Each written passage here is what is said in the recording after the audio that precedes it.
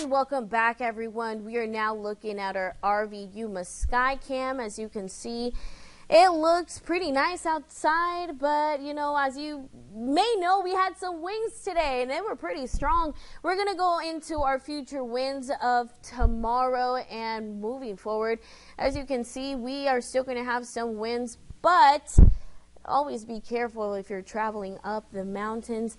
And this is our air quality index, sponsored by Imperial County Air Pollution Control District. As you can see, El Centro is the only one who was moderate, but that's all because of the winds and the air all making it with dust. And our temperatures of right now into El Centro, we have 73. Imperial is at 72, and for Arizona, Yuma is at 73, and YPG is at 76.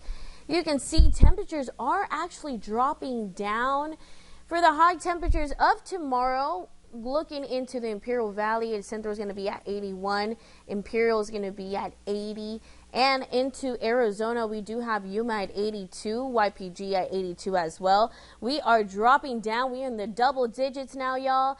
For our 7-day forecast, as you can see, tomorrow is going to be cloudy, and moving into the week, we're going to start seeing those temperatures dropping down a little tiny bit with that double digits. We don't see triple digits anymore.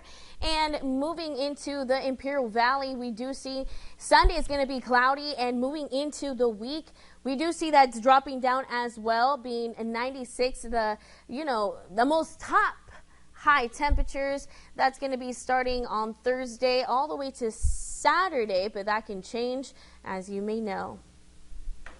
Next on